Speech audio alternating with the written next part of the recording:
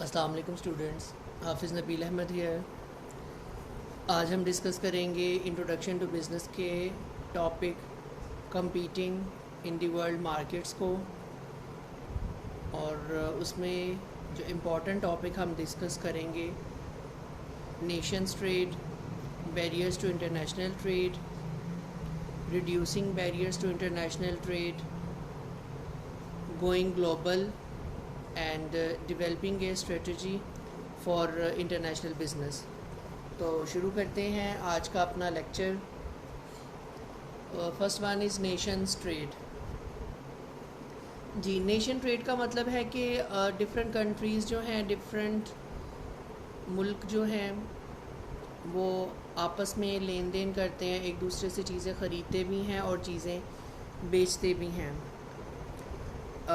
Domestically produced goods and services sold in other countries are called exports। अगर आप locally बनाई हुई चीज़ें या लोकली पर्सनस की जो सर्विसेज हैं वो किसी दूसरी कंट्री में प्रोवाइड करते हैं तो उसको एक्सपोर्ट्स कहते हैं। On the other hand, foreign goods and services purchase by domestic customers are called imports. और अगर आप किसी दूसरे मुल्क से बनी हुई चीज़ें या दूसरे मुल्क की कोई भी सर्विसेज परचेज़ करते हैं तो उसको इम्पोर्ट्स कहते हैं। The combination of import and export is called nation trade. एक कंट्री किसी दूसरी कंट्री से कुछ ख़रीद रहा है या बेच रहा है, उसको हम नेशन ट्रेड कहते हैं। डेफ़िनेटली कोई भी एक कंट्री जो वर्ल्ड में है वो सारी की सारी चीज़ें जो हम लाइफ में यूज़ करते हैं वो प्रोड्यूस नहीं कर रहा। अगर एक कंट्री जो है वो हवाई जहाज़ बना रहा है तो दूसरा कंट्री जो है वो सर्जिकल इंस्ट्रूमेंट बना रहा है, तीसरा कंट्री जो है वो सिलिकॉन चिप और इंफॉर्मेशन टेक्नोलॉजी से रिलेटेड जो है वो आइटम्स वगैरह जो है वो प्रोड्यूस कर रहा है। तो किसी भी एक कंट्री के लिए ये ह्यूमन रिसोर्सेज भी और कैपिटल भी, सब चीज़ें जो है वो अवेलेबल नहीं है कि वो हर चीज़ में परफेक्ट हो जाएं। That's why nations trade to other Nations.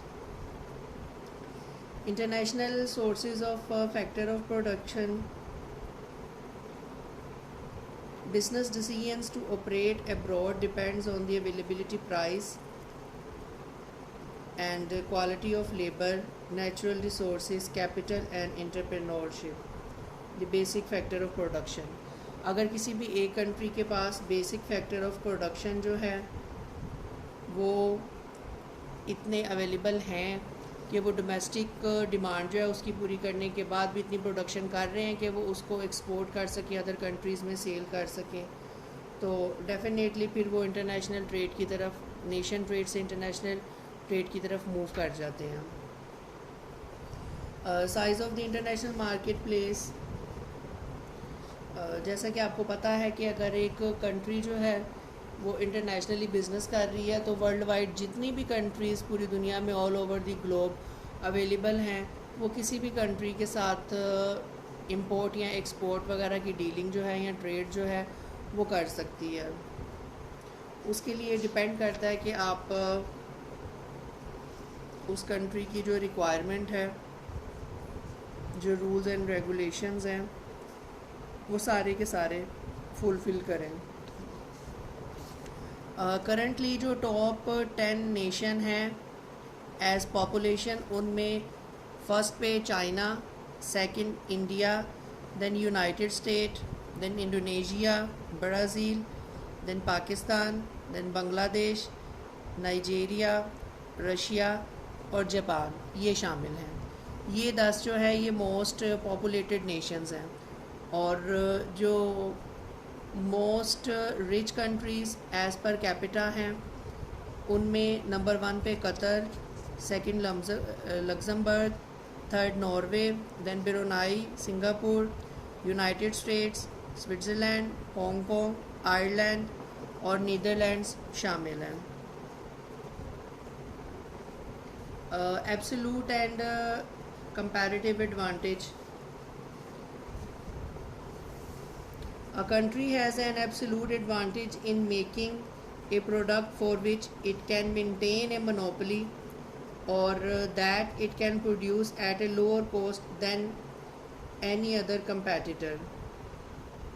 For centuries, China enjoyed an absolute advantage in silk production. कोई भी कंट्री जो सबसे कम रेट के ऊपर एक चीज़ बना सके या उसके अलावा कोई और कंट्री जो है वो चीज़ ना बना सके तो उसको एब्सोल्यूट एडवांटेज कहते हैं। मिसाल के तौर के ऊपर 5000 साल तक यूरोपियन कंट्रीज़ जो हैं वो सिल्क रूट के थ्रू चाइना से जो है वो सिल्क मंगवाते रहते थे, और सारी की सारी ट्रेड जो थी चाइना, एंशियंट चाइना से यूरोप की तरफ, वो सिल्क रूट के थ्रू होती थी, जो 5000 माइल लॉन्ग एक रूट था। और उसका जो बेसिक पर्पस था इसको बनाने का वो भी ट्रेड ही था, और पर्टिकुलरली सिल्क की trade. On the other hand, a nation can develop a comparative advantage if it can supply its products more efficiently and at a lower price than it can supply other goods compared with the outputs of other countries. Here China is profiting from its comparative advantage in producing textiles. On the other hand, ensuring that its people are well educated is another way a nation can develop a comparative advantage in skilled human resources. बहुत अरसे तक जो है वो China textile industry पे जो है वो छाया रहा, और पूरी दुनिया में उसकी जो एक्सपोर्ट्स हैं वो बहुत ज़्यादा ड्रामेटिकली इंक्रीज़ करती गई, और स्टिल टुडे भी अगर आप देख लें तो टेक्सटाइल इंडस्ट्री का जो एक बड़ा पोर्शन है वो चाइना ही प्रोड्यूस कर रहा है। मयरिंग ट्रेड बिटवीन नेशंस के दरमियान ट्रेड को आप किस तरह से मेजर करते हैं? दो मुल्कों के दरमियान या किसी भी कंट्री की ट्रेड को मेजर करने के लिए बैलेंस ऑफ ट्रेड की टर्मिनोलॉजी इस्तेमाल की जाती है। Balance of trade is a difference between A Nations exports and imports. किसी भी मुल्क की इंपोर्ट और एक्सपोर्ट का जो डिफरेंस है उसको हम बैलेंस ऑफ ट्रेड कहते हैं। On the other hand, overall money flows into and out of a country is called balance of payment. किसी भी कंट्री में कितने पैसे आए हैं और कितने पैसे गए हैं कंट्री से, उस ओवरऑल फ़्लो को हम बैलेंस ऑफ पेमेंट कहते हैं। बैलेंस ऑफ पेमेंट सरप्लस, इसका मतलब है more money has move into a country than out of it. और negative balance of payment deficit means more money has gone out of the country than entered it.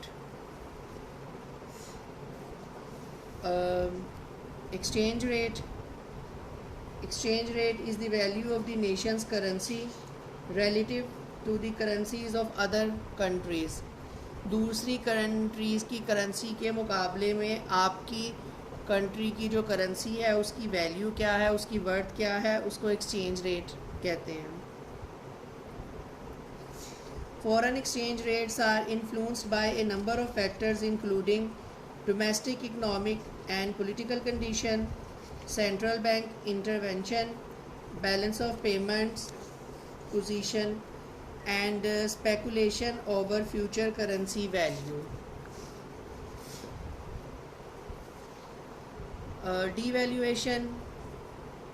Devaluation describe a drop in currency value relative to other currencies और to a fix standard. A fix standard से या दूसरी countries की currency के accordingly अगर आपकी currency की जो वैल्यू है वो गिर गई है तो उसको हम डीवैल्यूएशन कहते हैं। फॉर एग्ज़ाम्पल, पिछले 1 डिकेड से पाकिस्तानी करेंसी जो है वो डॉलर के मुकाबले में और अदर इंटरनेशनल करेंसीज़ के मुकाबले में बहुत ज़्यादा तेज़ी से गिरी है। करंटली इस वक्त भी जो डॉलर का रेट है वो आपको 155 प्लस रुपीज़ के अगेंस्ट $1 जो है वो आप बाय कर सकते हैं। बैरियर्स टू इंटरनेशनल ट्रेड में कुछ बैरियर्स भी हैं, कुछ रुकावटें हैं जिसकी वजह से कंट्रीज़ जो थी वो आपस में ट्रेड नहीं कर सकती थी या नहीं कर पा रही थी, और करेंटली भी अभी भी बहुत सी ऐसी रुकावटें हैं जिसकी वजह से डिफरेंट कंट्रीज़ जो हैं वो आपस में ट्रेड नहीं कर सकती। The barriers to international trade are social and cultural differences, economic differences, political and legal differences, and trade restrictions. Social and cultural differences. कौमों के सोशल और कल्चर में एक दूसरे के साथ बहुत ज़्यादा जो है वो डिफरेंसेस होते हैं, जिसकी वजह से एक कंट्री जो है वो किसी दूसरी कंट्री में सक्सेसफुली ट्रेड कंट्री के साथ नहीं कर सकती। उनके जो लैंग्वेज है वो डिफरेंट होती है, उनके कस्टम, रिचुअल्स, ट्रेडिशन वगैरह डिफरेंट होते हैं, एजुकेशनल बैकग्राउंड डिफरेंट होता है, और मोस्ट इम्पॉर्टेंट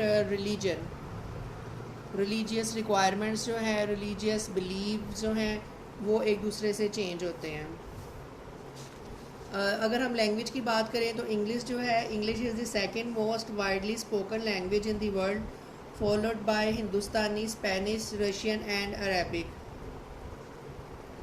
इंग्लिश जो है वो वर्ल्ड वाइड एक्सेप्ट की जाने वाली लैंग्वेज तो है, लेकिन अनफॉर्चुनेटली ये मोस्ट वाइडली स्पोकन लैंग्वेज नहीं है। मतलब दुनिया की ज़्यादा आबादी जो है वो ना ये ज़ुबान बोलती है और ना ही इस ज़ुबान को समझ सकती है। Values and religious attitude. Even though today's world is shrinking in many ways, people in different countries do not necessarily share the same value or religious attitude.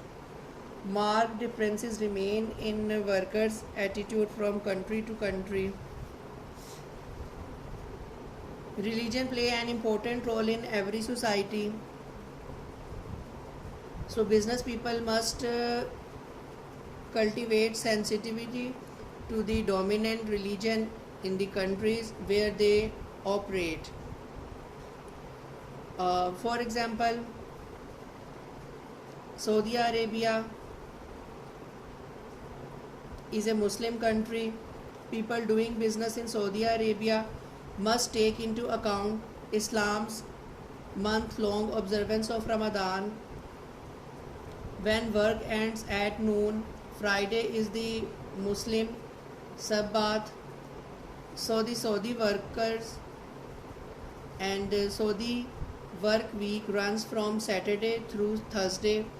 Also, many Muslims abstain from alcohol and consider pork unclean. So gift of pigskin or liquor would be offensive. सऊदीया एक Islamic country है, उसमें जो week है वो normally Saturday से Thursday तक होता है, फ्राइडे जो है वो उनका ऑफ होता है। और रमज़ान में क्योंकि पूरा महीना रोज़े रखने होते हैं, इस वजह से being a Muslim country Ramzan में जो वर्किंग आवर्स हैं उनको कम कर दिया जाता है। और मुस्लिम्स जो हैं वो अल्कोहल भी यूज़ नहीं करते और हराम जानवरों का गोश्त भी नहीं खाते, तो इस वजह से इस किस्म की आइटम्स जो हैं उससे रिलेटेड कोई भी काम सऊदी अरब में करना लोगों को गुस्सा दिला सकता है और उनके अगेंस्ट कोई लीगल एक्शन भी हो सकता है। इकोनॉमिक डिफरेंसेस, डेफिनेटली हर कंट्री की जो इकोनॉमी है वो दूसरी कंट्री की इकोनॉमी से डिफरेंस है। उनका जो बैलेंस ऑफ पेमेंट है, बैलेंस ऑफ ट्रेड जो है वो चेंज है, करेंसी वैल्यू एक्सचेंज रेट जो है वो चेंज है, उनकी जो सर्विसेज और गुड्स की प्रोडक्शन है वो चेंज है, कंट्री का जो साइज़ है, उनकी पर कैपिटा इनकम है, स्टेज ऑफ इकोनॉमिक डेवलपमेंट, ये सारे के सारे वो फैक्टर हैं जो किसी भी कंट्री के दूसरी कंट्री से चेंज है। और इंटरनेशनल बिजनेस वेंचर के लिए जब आप किसी भी कंट्री को विज़िट कर रहे हो तो इन सारे फैक्टर्स को जो है वो अंडर कंसिडरेशन रखना बहुत ज़्यादा ज़रूरी है। और इंफ्रास्ट्रक्चर जो है वो बहुत ज़्यादा ज़रूरी है। Along with other economic measures, businesses should consider a country's infrastructure, which is very important. Infrastructure refer to a basic system of communication including telecommunication, television, radio, print media. Transportation include roads and railways, railroads and airports, and energy facilities like power plants, gas and electric utilities. The internet and technology use can also be considered part of infrastructure. Financial system also provide a type of infrastructure of businesses. Currency conversion and shift. जब आप किसी भी country में एक country से दूसरी country में जाके बिज़नेस कर रहे होते हैं, बिज़नेस करना चाह रहे होते हैं, तो डेफिनेटली जो करेंसी कन्वर्जन है वो बहुत ज़्यादा मैटर करती है, क्योंकि किसी भी एक कंट्री के हालात चेंज होने से वहाँ की जो करेंसी है वो बहुत जल्दी जो है वो अनस्टेबल हो जाती है और वो डी वैल्यू जो है हो सकती है, या उसमें जो है वो एक्सचेंज रेट में एक इन्फ्लुएंस या अफेक्टिव चेंज जो है वो आ सकता है, जिसकी वजह से आपका बिज़नेस जो है वो अफेक्ट हो सकता है। Political and legal differences like social, cultural and economic differences, legal and political differences in host countries can pose barrier to international trade. किसी भी कंट्री की अगर पॉलिटिकल सिचुएशन, पॉलिटिकल स्टेबिलिटी जो है वो ख़राब हो जाए, पॉलिटिकली स्टेबल ना रहे, तो फिर वहाँ पे बिज़नेस करने वालों के लिए भी जो इन्वायरमेंट है वो सूटेबल नहीं रहता। उसके अलावा some countries impose general trade restrictions, other have established detailed rules that regulate how foreign companies can operate.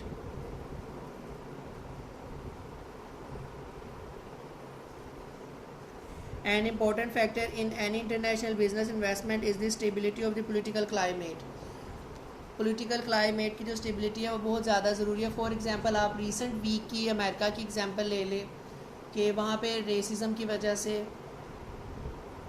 एक ब्लैक फॉर्म पर्सन को जो है वो पुलिस की तरफ से मर्डर किया गया, और उसके बाद जो वायलेंस एक्टिविटीज़ और प्रोटेस्ट और प्रोसेशंस वगैरह हुए, उसमें जो है वो अरबों खरबों डॉलर्स का जो है वो उन मुजाहिरों की वजह से, एहतजाज की वजह से और जलाओ घिराओ की वजह से इकोनॉमी को नुकसान हुआ, और बहुत से जो वहाँ पे फ़ॉरेन कंपनीज़ थी उनके जो आउटलेट्स थे, इवन के जो पूरे के पूरे प्लाजाज, शॉपिंग मॉल्स थे, शॉपिंग मॉल्स में जो फ़ॉरेन आउटलेट थी वो सारी की सारी जो थी वो उनकी सारी प्रोडक्ट लूट ली गई by the locals. So it is very alarming situation. Legal environment, when conducting business internationally, manager must be familiar with 3 dimensions of legal environment. The local laws, जिस कंट्री में आप रह रहे हैं उसके लॉज का आपको नाव हाव होनी चाहिए। इंटरनेशनल रेगुलेशंस, उनका पता होना चाहिए। Laws of the countries in which they plan to trade, जिस कंट्री में आप बिज़नेस करना चाह रहे हैं उसके रूल्स एंड रेगुलेशंस जो हैं, लीगल इन्वायरमेंट, बिजनेस इन्वायरमेंट की आपको नाव हाव होनी चाहिए।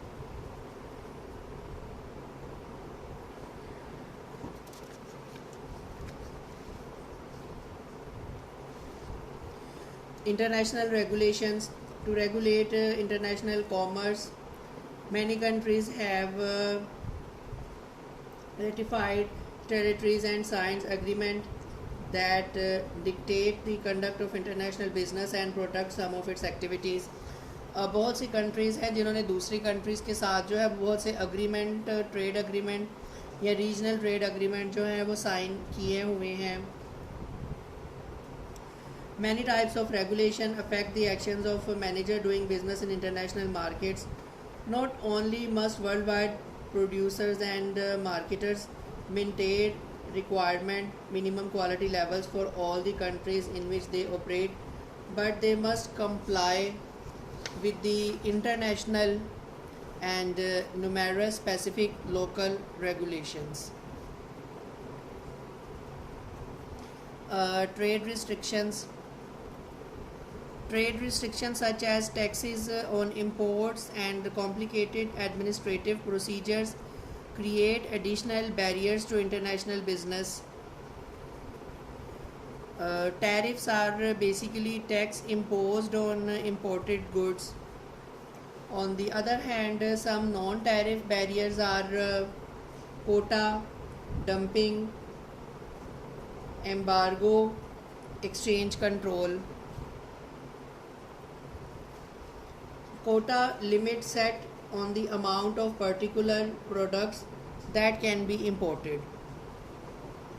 Dumping, selling product abroad at prices below production cost or below typical prices in the home market to capture market share from domestic competitors. Embargo, total ban on importing specific products or a total halt to trading with a particular country. Israel is the best example to Pakistan for embargo. We are unable to trade with Israel any kind of product or services. Exchange control, restriction on importation of certain product or against certain companies to reduce trade and expenditure of foreign currency.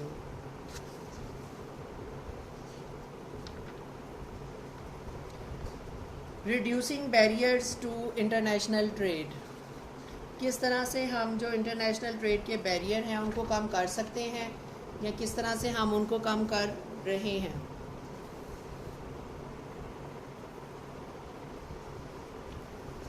Organizations promoting international trade.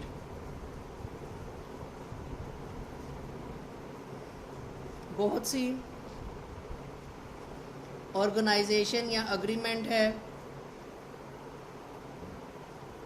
जिनके through हम international trade जो है उनको increase कर रहे हैं. For example GATT, GATT, journal agreement on tariff and trade, ये एक इंटरनेशनल ट्रेड अकॉर्ड है जो कि तकरीबन पिछले 60 साल से ज़्यादा से जो है ये चल रहा है और इसके ऊपर अमल दरामद भी हो रहा है और इसके अकॉर्डिंगली ट्रेड भी चल रही है. GATT, international trade accord that substantially reduced world wide tariff and other trade barriers. GATT एक अग्रीमेंट था इंटरनेशनल ट्रेड का जो वर्ल्ड वाइड डिफरेंट कंट्रीज़ के दरमियान हुआ, जिसके वजह से जो टैरिफ थे वो 45% से लेस हो के कम हो के घट के लेस दैन 7% तक आ गए. उसके अलावा WTO, world bank, IMF fund, ये वो इंस्टीट्यूशन है जो हेल्प कर रहे हैं इंटरनेशनल ट्रेड में. 153 members international institution that monitors GATT agreement and mediates international trade disputes are called World Trade Organization. World Bank is an organization established by industrialized nations to lend money to less developed countries. International Monetary Fund, IMF, is the organization created to promote trade, eliminate barriers and make short-term loans to member nations that are unable to meet their budgets. International economic communities reduces trade barriers and promote regional economic integration. For example, NAFTA, and European Union is the best example. NAFTA is the world's largest free trade zone with the United States, Canada, and Mexico, with a combined population of more than 450 million and a total GDP of more than 15 trillion.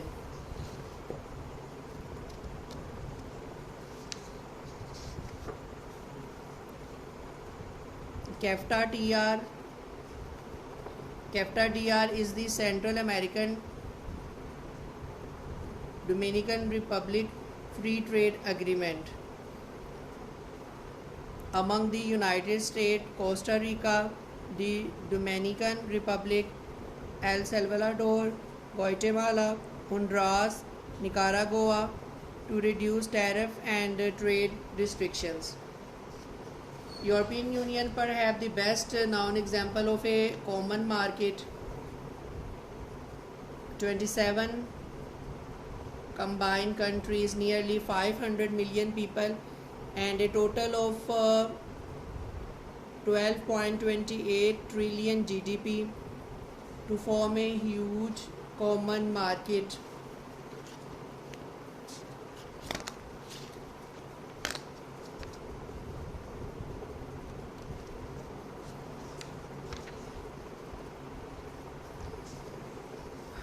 Going global, while expanding into overseas markets and increased profit and marketing opportunities, it also introduced new complexities to a firm's business operations.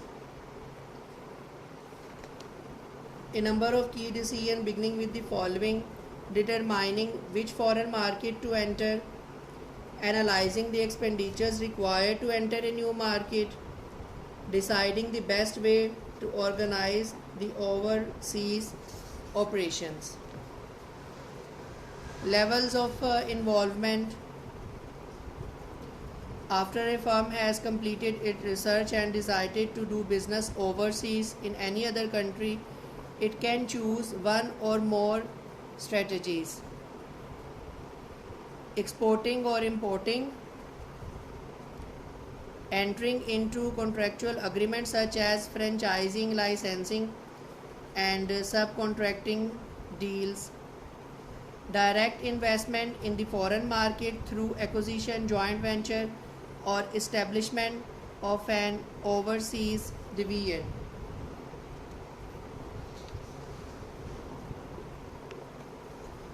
Thank you very much. End of today's lecture.